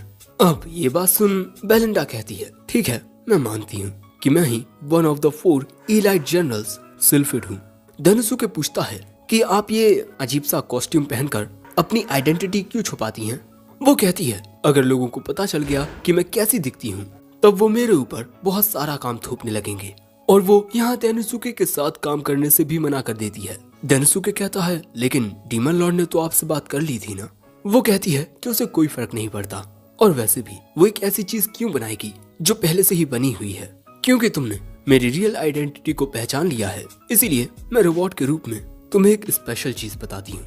वो डेनोसुके को एक अजीब सा मैजिक स्टोन दिखाती है, और इस मैजिक स्टोन में काफी सारे छोटे छोटे मैजिक स्टोन्स लगे हुए हैं जिनमें अलग अलग टाइप के स्पेल्स हैं, यानी कि इसकी मदद से कोई भी शख्स मैजिक का यूज कर सकता है। और सिल्फिड ने ये मैजिकल डिवाइस सालों की मेहनत की रिसर्च के बाद बनाया है, लेकिन सिर्फ एक मैजिक स्टोन बनाने में 10 मिलियन गोल्ड कॉइन्स लगे हैं। साथ ही हाई क्वालिटी ओर्स को ढूंढना भी बहुत मुश्किल होता है। अब अगर तुम ऐसे मैजिक स्टोन्स बनाना चाहते हो तब तुम्हें चाहिए होगा अनलिमिटेड बजट। देखो ऐसे मैजिकल डिवाइसेस बनाना बहुत मुश्किल होता है, इसीलिए तुम्हें हार मान लेनी चाहिए। लेकिन उसकी बात सुन डेनोसुके कहता है मिस सिल्फिड, इस मैजिक आइटम को बनाने के लिए काफी सारे मैजिक स्टोन्स की जरूरत पड़ती है ताकि इसको यूज करने वाला काफी सारे स्पेल्स का यूज कर सके, है ना? तो क्यों ना हम ऐसे मैजिकल आइटम बनाएं जिसमें सिर्फ एक मैजिक स्टोन लगा हो और उस मैजिक स्टोन को यूज करने वाला सिर्फ एक ही स्पेल का यूज कर पाएगा। कई बार हमें नए प्रोडक्ट बनाने के लिए उनमें नई चीजें ऐड नहीं करनी पड़ती, बल्कि पुरानी चीजों को ही हटाना पड़ता है। सिल्फिड भी समझती है कि कम मैजिक स्टोन्स का मतलब है कम बजट। तभी डेनोसुके इस मैजिक स्टोन को निकाल कर कहता है क्या हम इसका इस्तेमाल करके उस मैजिक आइटम को बनाने की कोशिश कर सकते हैं। सिल्फिड को डेनोसुके का ये आइडिया काफी अच्छा लगता है, जिसके बाद वो उस मैजिक स्टोन को लेकर अपना सीक्रेट रूम खोलती है और कहती है इस नए मैजिकल डिवाइस को बनाने के लिए मैं पूरी रात जागने वाली हूँ और इसमें आपको भी मेरा साथ देना होगा। जिसके बाद वो डेनोसुके को पकड़कर उसे अपने साथ खींचकर ले जाने लगती है। अब काफी देर गुजर जाने के बाद भी जब डेनोसुके बाहर नहीं निकलता तब उल्मेंड्रा को चिंता होने लगती है, इसीलिए वो दरवाजा खोलने की कोशिश करती है, लेकिन दरवाजे तो खुलते ही नहीं। अब सुबह हो जाती है और पूरी रात बेचारा डेनोसुके सिल्फिड की मदद करता रहा। पूरी रात की मेहनत के बाद सिल्फिड शायद उस मैजिक आइटम को बना लेती है और उसे रोजमेरिन नाम देती है। और क्योंकि इस मैजिक आइटम को बनाने में कम मैजिक स्टोन्स का यूज हुआ है, इसीलिए इसे बनाने का खर्चा भी कम आया है। अब बारी है इसे टेस्ट करने की और इसका टेस्ट सब्जेक्ट बनेगा डेनोसुके। लेकिन ऐसा करने से पहले डेनोसुके थोड़ा आराम करने के लिए वक्त मांगता है। सिल्फिड 1 घंटे का थोड़ा ही वक्त देती है। अब इस कमरे से बाहर निकलने के लिए डेनोसुके जाने लगता है ताकि यहाँ से जाकर वो कुछ खाए और फिर थोड़ी नींद ले। लेकिन तभी अचानक दरवाजा खुल जाता है, जिसे उल्मेंड्रा बहुत देर से खोलने की कोशिश कर रही थी। दरवाजा खुलने से बेचारा डेनोसुके वहीं गिर पड़ता है। उल्मेंड्रा पूछती है कि तुम पूरी रात यहाँ क्या कर रहे थे, लेकिन डेनोसुके की हालत देख वो उसके पास आकर कहती है हे तुम ठीक तो हो ना। लेकिन तभी वहाँ सिल्फिड आकर कहती है अगर तुम्हें इतना शोर मचाना है तो बाहर जाकर मचाओ। लेकिन उल्मेंड्रा पूछती है कि वो लड़की कहाँ गई। सिल्फिड कहती है कौन लड़की, यहाँ पर सिर्फ मैं और डेनोसुके हैं। तभी यहाँ पर ये दोनों आती हैं और वो इन्हें बताती हैं कि एक इमरजेंसी आ गई है। कहीं से फुटप्रिंट बर्ड्स का एक झुंड आ गया है और उसने काफी सारे टाउन्स पर हमला कर दिया है। फिर हमें पता चलता है कि फुटप्रिंट बर्ड्स बहुत ही ज्यादा खतरनाक होती हैं, इसीलिए डीमन लॉर्ड ने उन्हें खत्म करने का आदेश दिया है। इसीलिए ये लड़की उल्मेंड्रा को यहाँ से ले जाने लगती है, क्योंकि यही लड़ने में सबसे ज्यादा ताकतवर है। उसके यहाँ से जाने के बाद सिल्फिड कहता है अरे इस कॉस्ट्यूम में से आदमी की आवाज आ रही है, इसीलिए मुझे तो लगता है कि सभी को लगता है कि सिल्फिड एक आदमी है। वैसे तभी सिल्फिड कहता है हमारे नए मैजिक आइटम को टेस्ट करने का ये काफी अच्छा मौका है। भैया यहाँ सिल्फिड के इरादे मुझे नेक नहीं लगते। जिसके बाद सिल्फिड और डेनोसुके एक जगह पर आते हैं। हाँ, इसी जगह पर ये लोग उस नए डिवाइस की टेस्टिंग करने वाले हैं। लेकिन तभी यहाँ कुछ बच्चों को देख डेनोसुके कहता है बच्चों यहाँ से चले जाओ, यहाँ पर खतरा है। जिसके बाद हम देखते हैं कि सिल्फिड अपने मैजिक का यूज करके इस मैजिकल डिवाइस में फायर मैजिक सेट कर देती है और इसके बाद वो इसे डेनोसुके को ट्राई करने को कहती है। और अगर इसमें डेनोसुके फेल होता है तो ज्यादा कुछ नहीं होगा, बस उसका एक हाथ उड़ जाएगा। जिसके बाद हम देखते हैं कि डेनोसुके उस मैजिकल डिवाइस को सही से पकड़ता है, वो डिवाइस एक्टिवेट हो जाता है। यहाँ पर सिल्फिड डेनोसुके से कहती है कि उसे इस मैजिक डिवाइस को अपने शरीर का ही एक अंग समझना होगा और फिर इसमें मौजूद मैजिकल पावर को एक जगह इकट्ठा करना होगा।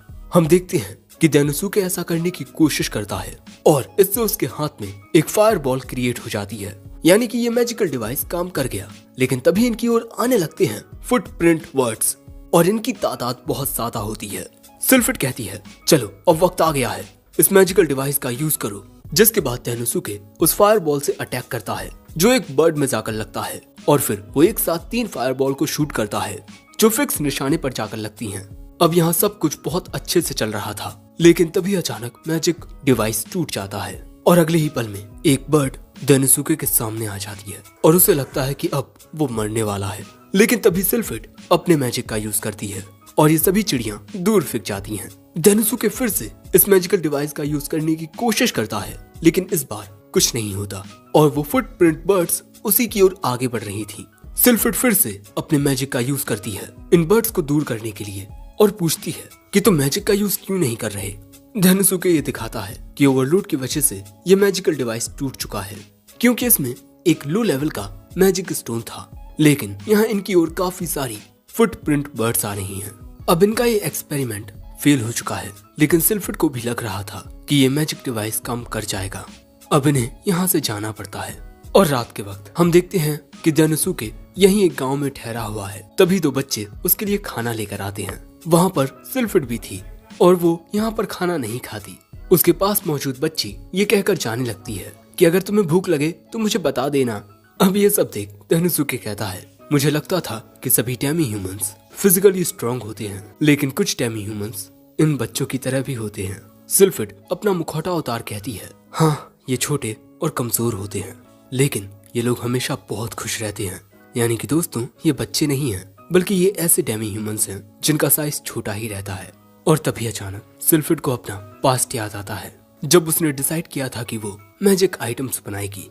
वो एल्फ मर्चेंट्स के एक परिवार में पैदा हुई थी, लेकिन कुछ प्राइवेट पर्सनल रीजंस की वजह से सिल्फिड ने अपना घर छोड़ दिया और जब वो बिना खाना पानी के मरने ही वाली थी तब कुछ डेमी ह्यूमंस ने उसकी मदद की। लेकिन वो खुद गरीबी में जी रहे थे और मैं उनकी मदद करना चाहती थी, इसीलिए मैंने मैजिक आइटम्स बनाना शुरू किया। लेकिन इसके बाद मैं अपने काम में इतना उलझ गई कि मैं ये तक भूल गई कि मैंने ये काम क्यों शुरू किया था। हे तेनोसुके, रिसर्चर्स का असली मकसद होता है कि वो अपनी रिसर्च से दूसरों की मदद कर सके और हमें भी यही करना होगा क्योंकि फुटप्रिंट बर्ड्स का वो झुंड जल्द वापस लौटेगा। लेकिन सवाल अभी भी यही है कि हम उन्हें हराएंगे कैसे। अब ये बात सुन तेनोसुके फिर से खुद को बार में इमेजिन करता है। वहीं एक ऑफिस वर्कर के रूप में उल्मेंड्रा भी होती है जो काम के बाद शराब पीकर अपनी थकान उतार रही थी।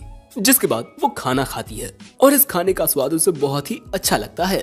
तेनोसुके भी सोचने लगता है कि इस खाने में कितनी सारी खूबियां हैं और इसे उन नॉर्मल सी चीजों का यूज करके बनाया गया है जिसे किचन में अक्सर लोग फेंक देते हैं। और यही सोचकर वो प्रेजेंट में उठता है और सिल्फिड से कहता है, क्या आप 10 रोजमेरिन आइटम बना सकती हैं? वो कहती है कि तुम्हारे दिए गए मैजिक स्टोन की मदद से मैं उन्हें बना तो सकती हूँ, लेकिन उनमें कोई भी इम्प्रूवमेंट नहीं होगी। लेकिन तेनोसुके कहता है कि वो जैसे भी होंगे बहुत काम के होंगे, प्लीज आप उन्हें बनाइए। क्योंकि अब यहाँ पर तेनोसुके फिर से सीरियस हो चुका है। अब अगले दिन हम देखते हैं कि तेनोसुके अकेला खड़ा होता है और उसके सामने उन फुटप्रिंट बर्ड्स का झुंड आ रहा था। वैसे उसके बगल में सिल्फिड भी खड़ी हुई थी। ये बर्ड्स तेजी से इनकी ओर आ रही थी। तभी तेनोसुके रोजमेरिन्स को एक्टिवेट करता है और हम देखते हैं कि तेनोसुके ने यहाँ अलग अलग जगहों पर इन रोजमेरिन्स को बिछा दिया था और अचानक ही ये बर्ड्स रुक जाती हैं क्योंकि रोजमेरिन्स आइटम एक्टिवेट होने पर एक ऐसी आवाज निकालते हैं जो इन बर्ड्स को रास नहीं आती और यही आवाज सुन ये बर्ड्स यहाँ से भाग जाती हैं। यहाँ पर तेनोसुके और सिल्फिड का प्लान कामयाब रहा। और दोस्तों एक और बात बता दूं कि रोजमेरिन से जो वो साउंड निकलता है उसमें मैजिक स्टोन की जरा भी एनर्जी खर्च नहीं होती, यानी कि जो खतरनाक बीस्ट हैं उनको मैजिक के यूज किए बिना ही डरा कर भगाया जा सकता है। और अब इसी आइटम की खूबियां तेनोसुके डार्क किंग को बता रहा था कि जितने भी बीस्ट होते हैं वो इन रोजमेरिन से निकलने वाले साउंड को सुनकर भाग जाते हैं। ये बात सुन डार्क किंग कहता है, मैं ये देखकर इम्प्रेस्ड हूँ कि तुमने इन मॉन्स्टर्स की दिक्कत को इतनी आसानी से सुलझा दिया। तुम दोनों से मैं बहुत खुश हुआ हूँ और सिल्फिड मैं चाहता हूँ कि तुम इन रोजमेरिन्स को बड़ी तादाद में बनाओ और उन्हें गांव वालों में दे दो। जिसके बाद हम अगली सुबह सिल्फिड को देखते हैं जो यहाँ अकेली खड़ी हुई थी। तभी उसके पास तेनोसुके आता है उसे शुक्रिया कहते हुए, तुम्हारी मदद के बिना मैं कुछ कर ही नहीं पाता सिल्फिड। लेकिन वो कहती है, मैं भी तुम्हें शुक्रिया कहना चाहती हूँ। तुम्हारी मदद से मैं उस रिसर्च को आगे बढ़ा पाई जिस पर मैं सालों से अटकी हुई थी, और इसी के लिए शुक्रिया तेनोसुके उचिमुरा। ये तुम्हारा मुझ पर कर्ज रहा। अगर तुम्हें कभी भी कोई मदद चाहिए हो तुम मुझसे जरूर कहना। अगर मेरे पास वक्त हुआ तो मैं जरूर तुम्हारी मदद करूंगी। और हाँ, ये लो। वो तेनोसुके की ओर कोई चीज फेंकती है। तेनोसुके उसे पकड़ लेता है। ये एक मैजिकल डिवाइस है जो फायर मैजिक के साथ इन्फ्यूज है, और इसे हम रोजमेरिन्स का इम्प्रूव्ड वर्जन कह सकते हैं। और ये तेनोसुके को देकर सिल्फिड यहाँ से चली जाती है। तेनोसुके देखता है कि ये डिवाइस सिल्फिड ने उसके लिए बनाया है, जिसके बाद वो अपने ऑफिस में आता है और भी ज्यादा काम करने। लेकिन तभी उल्मेंड्रा दरवाजा खोलती है, जिससे बेचारा तेनोसुके वहीं गिर पड़ता है। और यहाँ ये गुस्सा कर रही थी कि तुमने मुझे पहले क्यों नहीं बताया कि तुम सिल्फिड के साथ कोई रिसर्च कर रहे थे। तुम्हें याद है ना कि तुमने मुझे ये मैजिक स्टोन दिया है। तुम्हें दूसरी लड़कियों से दूर रहना चाहिए। लेकिन वो देखती है कि बेचारा तेनोसुके वहीं बेहोश पड़ा है। वो उसे उठाकर पूछने लगती है कि तुम्हारी ये हालत किसने की, बताओ मुझे। भाई की किस्मत यहाँ खराब है। वैसे ये एपिसोड यहीं एंड हो गया। एपिसोड 5 की शुरुआत में हमें बार का सीन दिखाया जाता है। वही तेनोसुके की इमेजिनेशन। यहाँ ऑफिस वर्कर उल्मेंड्रा एक बच्चे को गेम खेलता हुआ देखती है और कहती है, तुम्हारी जिंदगी कितनी अच्छी है, तुम्हारे सारे खर्चे तुम्हारे पेरेंट्स उठाते हैं। पर क्योंकि उस छोटे बच्चे की भूमिका में जीनोम थी, इसीलिए वो ऑफिस वर्कर उल्मेंड्रा से सही से बात नहीं करती, जो देख उसे गुस्सा आ जाता है। तेनोसुके को ये देख कुछ समझ ही नहीं आता। लेकिन फिर हमें पता चलता है कि ये स्टूडेंट जीनोम असल में एक माहिर ट्रेडर है। जिसके बाद ऑफिस वर्कर उल्मेंड्रा स्टूडेंट जीनोम से कहती है, तुम बार में हो, तुम्हें अपनी ये हुडी उतार देनी चाहिए। लेकिन वो तो उसकी बात पर ध्यान ही नहीं देती। इसीलिए उल्मेंड्रा जबरदस्ती उसकी हुडी उतारने लगती है और वो उसे उतार भी देती है। और यही देख तेनोसुके सोचता है कि मुझे भी अपने काम करने का पुराना तरीका छोड़ना होगा। अब तक मैं डीमन लॉर्ड की आर्मी की उन्हीं प्रॉब्लम्स को सॉल्व कर रहा था जिनके ऑर्डर्स मुझे डार्क किंग दे रहे थे। लेकिन अब मुझे हर एक उस प्रॉब्लम को सॉल्व करना है जिस पर भी मेरी नजर पड़ेगी, और अब मैं ऐसा करने के लिए तैयार हूँ। अगले सीन में हमें बाजार का सीन दिखाया जाता है और यहीं तेनोसुके उल्मेंड्रा के साथ आया हुआ था। तेनोसुके ने अपने साथ आने के लिए उल्मेंड्रा को इनवाइट किया था और यहाँ पर उल्मेंड्रा बहुत ही प्यारे कपड़े पहनकर आई है। और यही बात तेनोसुके भी उससे कहता है, जो सुन उल्मेंड्रा ब्लश करने लगती है। और अब हमें थोड़ा पहले का सीन दिखाया जाता है। उल्मेंड्रा ओलुलु को बताती है कि तेनोसुके ने उससे उसके साथ मार्केट चलने को कहा है और उसका मतलब ये लड़कियां डेट समझती हैं। लेकिन उल्मेंड्रा को ये समझ नहीं आ रहा था कि डेट पर उसे क्या पहनकर जाना चाहिए। क्या उसे ये पहनकर जाना चाहिए? इसे पहनकर वो अपने फिगर को ज्यादा दिखा पाएगी। लेकिन ओलुलु कहती है कि मिस्टर तेनोसुके को शायद से ये आउटफिट पसंद नहीं आएगा, क्योंकि वो एक इंसान है और शायद उन्हें डीमन के ये तौर तरीके कि अपना जिस्म ज्यादा दिखाने से आपकी पावर शो होती है, वो शायद उन्हें समझ ना आए। इसीलिए मुझे लगता है कि आपको कोई प्यारी सी ड्रेस पहननी चाहिए, ना कि ये। इसमें आपको देखकर मिस्टर तेनोसुके के तोते ही उड़ जाएंगे। और अब प्रेजेंट में ओलुलु की सलाह के लिए मन ही मन उल्मेंड्रा उसे शुक्रिया कह रही थी। लेकिन तभी तेनोसुके कहता है, तुम्हारी मदद से मैं ये रिसर्च अच्छे से कर पाऊंगा। दोस्तों, असल में तेनोसुके उल्मेंड्रा के साथ इस बाजार में एक रिसर्च करने आया है और बेचारी उल्मेंड्रा कुछ और ही सोच रही थी। जिसके बाद तेनोसुके तो आगे बढ़ने लगता है, लेकिन उल्मेंड्रा गुस्से की आग में चलने लगती है। फिर तेनोसुके उसे बताता है कि इस बाजार में वो इन्फॉर्मेशन को इकट्ठा करने आए हैं। दूसरों के ओपिनियंस जानकर हम इस बात को बेहतर तरीके से समझ सकते हैं कि लोगों को किस चीज की जरूरत है। वैसे इन्फॉर्मेशन इकट्ठा करने के साथ साथ हम इस बाजार में घूमेंगे भी, जो सुन उल्मेंड्रा मन में कहती है, लेकिन फिर भी ये एक डेट नहीं है। जिसके बाद तेनोसुके एक दुकान पर आता है और ये दुकानदार तेनोसुके को पहले से जानता है कि ये विदेश से आया हुआ डीमन किंग की आर्मी का नया इलाइट जनरल है। साथ ही वो ये भी बताता है कि उसने ये बात एक मर्चेंट से जानी है। अब ये सुन तेनोसुके को आइडिया आता है कि वो मर्चेंट्स के जरिए काफी इंफॉर्मेशन को इकट्ठा कर सकता है। लेकिन तेनोसुके के साथ उल्मेंड्रा को देख इस दुकानदार को लगता है कि कहीं ये दोनों यहाँ। सो उल्मेंड्रा कहती है कि कुछ भी गलत मत सोचना, हम बस यहाँ पर सर्वे करने आए हैं। जिसके बाद ये दुकानदार इन दोनों को अपना स्पेशल प्रोडक्ट दिखाता है, प्योर सोने से बने हुए बर्तन। और अगर ये खरीदना चाहें तब वो इन्हें इस कप के पेयर पर डिस्काउंट भी देगा, जो गर्लफ्रेंड और बॉयफ्रेंड के लिए बने हैं। ये सुनते ही तेनोसुके कहता है, मैं इन्हें खरीदूंगा, लेकिन बदले में मैं तुमसे कुछ पूछना चाहता हूँ। लेकिन उल्मेंड्रा सोचने लगती है कि ये कहीं इन कप्स को हमारे लिए तो नहीं खरीद रहा। जिसके बाद डेनोसुके उन्हें खरीद लेता है और कहता है, मैंने रिसर्च से रिलेटेड जानकारी भी ले ली है और ये सामान भी खरीद लिया है।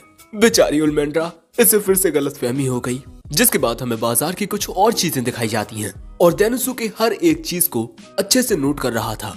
एंड इसके बाद अपनी रिसर्च से उसे जो रिजल्ट्स मिले हैं वो उन्हें बताना शुरू करता है कि इनकी जो नेगोशिएशन की पॉलिसी है वो एक तरीके से तो बिल्कुल सही काम कर रही है, लेकिन इसमें एक नेगेटिव साइड भी है, खाने की समस्या। इनके यहाँ जो खाने की मेन फसल है उसके प्राइस बहुत तेजी से बढ़ते जा रहे हैं, जिसका सीधा असर लोगों की जिंदगी पर पड़ रहा है। जब उल्मेंड्रा भी इस फसल को डीमन किंग की आर्मी के लिए खरीदने के लिए चाहती है तब उसे भी ये फसल बहुत महंगी पड़ती है, लेकिन फसल बेचने वालों को देखकर भी नहीं लगता कि वो इससे प्रॉफिट कमा रहे हैं। जो जान डेनोसुके कहता है, इस पूरी मार्केटिंग पॉलिसी में ही कोई बड़ी दिक्कत है। अब देखो, जो होलसेलर्स होते हैं वो किसानों से फसलों को कम कीमत पर खरीदते हैं, लेकिन वो उसी फसल को दुकानदारों को बहुत महंगे में देते हैं। इसीलिए ना चाहते हुए भी दुकानदारों को फसल की कीमत बढ़ानी पड़ती है ताकि कम से कम वो उतना तो कमा पाएं जितना उन्होंने लगाया है। जो जान उल्मेंड्रा कहती है, तब हम होलसेलर्स के पास जाकर इस पूरी दिक्कत को सॉल्व कर सकते हैं। लेकिन डेनोसुके बताता है कि होलसेलर्स एक बहुत ही बड़ी कमर्शियल ऑर्गेनाइजेशन जिसे गिल्ड कहते हैं उसके द्वारा मैनेज किए जाते हैं। इसीलिए अगर हमने बिना सोचे समझे कोई भी कदम उठाया तो इससे हमें बड़ी दिक्कत हो सकती है। और इसके अलावा भी इस देश में काफी सारी दिक्कतें हैं। डीमंस और डेमी ह्यूमंस के बीच असमानताओं का होना भी एक बड़ी समस्या है, लेकिन सभी दिक्कतों को एक साथ हल नहीं किया जा सकता। एक बार में एक दिक्कत पर ध्यान देना होगा। और इसी के साथ इनकी आज की मार्केट रिसर्च खत्म होती है। तो अब आप क्या करना चाहेंगी मिस उल्मेंड्रा? क्योंकि अभी भी हमारे पास काफी वक्त है। उल्मेंड्रा को लगता है कि अब वो डेनोसुके के साथ अपनी डेट कर पाएगी, लेकिन तभी वहाँ मिस जीनोम आ जाती हैं। उसे देख डेनोसुके पूछता है, क्या आप यहाँ शॉपिंग करने आई हैं? लेकिन वो बताती है कि उसकी प्रजाति में आज के दिन एक रिवाज मनाया जाता है। इसमें जिन लोगों की आप परवाह करते हो आप उन्हें तोहफे देते हो, और यहाँ पर मिस जीनोम शायद इसी रिवाज के लिए तोहफे खरीदने आई हैं। लेकिन यहाँ जीनोम को देख उल्मेंड्रा को बहुत ज्यादा गुस्सा आ रहा था। लेकिन तभी यहाँ पर ये दो चूहे वाले डेमी ह्यूमन आते हैं जीनोम से मदद मांगने, जिसके बाद ये दोनों इन सभी को अपने स्टोर में लेकर आते हैं और फिर इन्हें बताते हैं कि पिछले कई सालों से ये दोनों हस्बैंड वाइफ अपने इस स्टोर में चीमोजू नाम का खाना बेचते आए हैं, लेकिन हर साल इनकी बिक्री कम होती जा रही थी और ये दोनों इसी बात से परेशान चल रहे थे कि तभी इनके पास एक मर्चेंट आया, एक काफी बड़ा मर्चेंट। उसका नाम बुटाकेलियन था। उसने कहा, क्योंकि फसलों की कीमत बहुत ज्यादा बढ़ गई है तो क्यों ना इस चीमोजू से भी पैसे कमाए जाएं, क्योंकि ये चीमोजू सस्ता होता है। और उसने इन्हें एक बहुत बड़ा ऑर्डर दिया, लेकिन जैसे ही इनका ऑर्डर पूरा होने वाला था उसने ये डील करने से मना कर दिया, ये कहकर कि मुझे पता नहीं था कि चीमोजू को सिर्फ एक दिन तक ही रखा जा सकता है, एक दिन बाद वो खराब हो जाते हैं। और क्योंकि इन दोनों ने इस डील को पूरा करने के लिए अपने सारे बचे हुए पैसों को चीमोजू बनाने में लगा दिया और अब इनके पास एक फूटी कौड़ी भी नहीं बची। सो अब मिस जीनोम डेनोसुके से कहती हैं, मैंने सुना है कि तुम एक बहुत ही अच्छे नेगोशिएटर होने के साथ साथ बहुत अच्छा खाना भी बना लेते हो, तब क्या तुम इस मैटर के बारे में कुछ कर सकते हो? ये सुन डेनोसुके सबसे पहले इस चीमोजू को लेकर इसे टेस्ट करता है और फिर सीरियस होकर कहता है, मैं आपके स्टोर को बचा सकता हूँ। ये बात सुन ये अंकल आंटी खुशी के मारे रोने ही लगते हैं। डेनोसुके कहता है, आप सारा काम मुझ पर छोड़ दीजिए। मिस जीनोम वहाँ से ये कहकर जाने लगती हैं कि ठीक है, अब ये काम तुम संभालो। उल्मेंड्रा कहती है, चल भाग यहाँ से, हम सब संभाल लेंगे, छू छू। अगले सीन में डेनोसुके अंकल आंटी से इनका गोल क्लियर करने को कहता है, क्योंकि एक बिजनेस में आपका गोल ही सबसे ज्यादा मायने रखता है कि आप कितने वक्त में क्या अचीव करना चाहते हैं। आपके द्वारा बना ये इतना सारा चीमोजू जिसकी बिक्री करने में आपको आधा महीना लगता, वो एक दिन बाद खराब हो जाएगा। इसका मतलब हमें आज के दिन के एंड तक ये सारे चीमोजू बेचने होंगे। ये तीनों कहते हैं, हाँ हम इसे बेचेंगे। आगे डेनोसुके बताता है, आपके इस चीमोजू नाम के खाने का स्वाद जहाँ से मैं आया हूँ वहाँ के एक खाने से बिल्कुल मिलता जुलता है, और सच मानिए ये बहुत ही अच्छा है, लेकिन इसमें थोड़ी कमी है। लेकिन हम इसी बात का फायदा उठाएंगे। हम चीमोजू को अलग अलग डिशेस के साथ बेच सकते हैं, लेकिन अब सवाल आता है कि हम इसे बेचने के लिए किस रेसिपी का यूज करें। तभी ये दोनों बताते हैं कि इनका बना चीमोजू एक काफी पुराना खाना है और इनके रेगुलर कस्टमर्स बूढ़े लोग ही हैं, लेकिन अब उनके बीच भी चीमोजू की पॉपुलैरिटी गिरती जा रही है। और नए बच्चे तो इस खाने के बारे में जानते तक नहीं। जो जान डेनोसुके कहता है, हमारे पास ज्यादा वक्त नहीं है, हमें काम को आपस में बांटना होगा। अंकल आंटी और मैं चीमोजू बेचने के नए तरीकों के बारे में सोचने लगते हैं और आप मिस उलमेंड्रा इसमें लिस्टेड स्टोर्स में जाइए और उनसे इसमें लिखी स्ट्रेटेजी के अनुसार मदद मांगिए। जिसके बाद उलमेंड्रा यहाँ से चली जाती है। वैसे हम देखते हैं कि बाजार में काफी खेल दिखाए जा रहे हैं, लेकिन तभी ढोल बजाते हुए डेनोसुके आता है। देवियों और सज्जनों, मेरी बात सुनिए, आज रुया है, एक फेस्टिवल जिसे हम एक साथ एंजॉय करेंगे। तभी हम देखते हैं कि मिस उलमेंड्रा यहाँ पर हो रही बीटल फाइट को बहुत ही ज्यादा एंजॉय कर रही थी। ये एक्साइटमेंट देख एक बच्चा अपनी माँ से कहता है, माँ क्या हम भी ये खेल देख सकते हैं, बस थोड़ी देर। पर क्योंकि लोगों को पता नहीं होता कि आखिर ये रुया क्या है, सो डेनोसुके बताता है कि इससे एक बहुत ही अनोखी कहानी जुड़ी हुई है। काफी वक्त पहले एक बहुत ही प्यारी लड़की और एक लड़का चीमोजू को बेचा करते और फिर एक दिन उन दोनों की मुलाकात एक दूसरे से हो गई और दोनों को ही एक दूसरे से पहली नजर का प्यार हो गया। लेकिन वो लड़की इतनी ज्यादा खूबसूरत थी कि एक बहुत ही ज्यादा ताकतवर आदमी का दिल उस पर फिदा हो गया। लेकिन जैसे ही उसे पता चला कि जिस लड़की पर वो फिदा है वो लड़की किसी और पर फिदा हो गई है, वो आग बबूला हो गया और उसने उन दोनों को एक दूसरे से जुदा कर दिया। लेकिन फिर भी वो दोनों एक चांदनी रात में एक दूसरे से फिर मिले और उसी रात को रुया कहते हैं।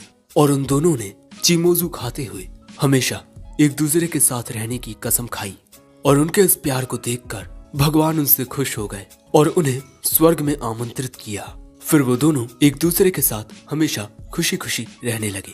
जिसके बाद से उस दिन को रुया कहकर मनाया जाने लगा।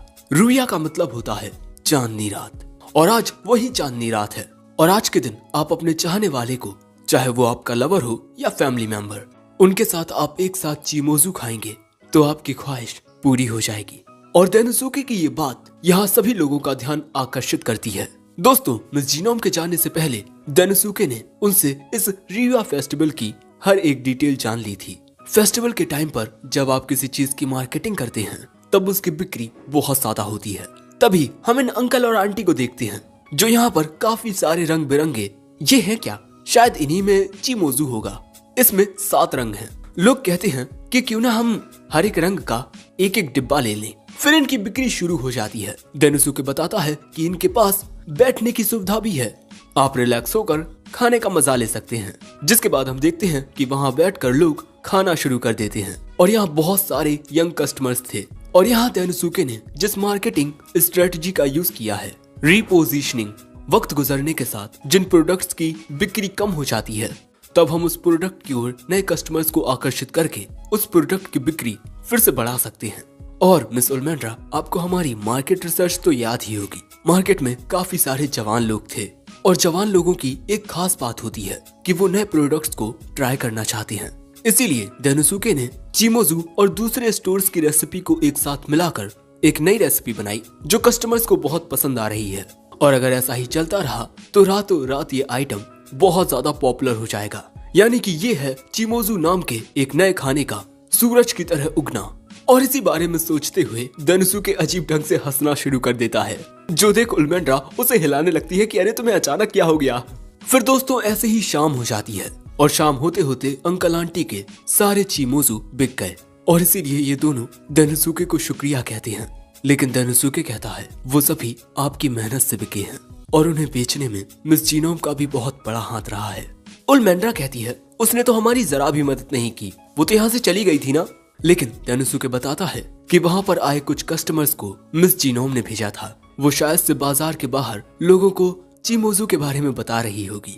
जिसके बाद वहाँ से आकर डेनोसुके उलमेंड्रा से कहता है क्योंकि तुम भी इन डेमी ह्यूमंस की मदद कर रही थी, इसीलिए काफी सारे डेमी ह्यूमंस का नजरिया डीमंस के प्रति बदल गया है। और तभी ये अंकल आंटी इन दोनों को शुक्रिया कहने के लिए ये 7 रंग के चीमोजू लेकर आते हैं। डेनोसुके इन्हें ले लेता है। जिसके बाद ये दोनों एक टेबल पर आकर बैठ जाते हैं और बैठते ही डेनोसुके उलमेंड्रा को शुक्रिया के रूप में ये एक कप दे देता है। जो देख उलमेंड्रा सोचती है कि पहले इसने मुझे वो मैजिक स्टोन दिया और अब ये वेडिंग कप, कहीं ये मुझसे शादी तो नहीं करना चाहता।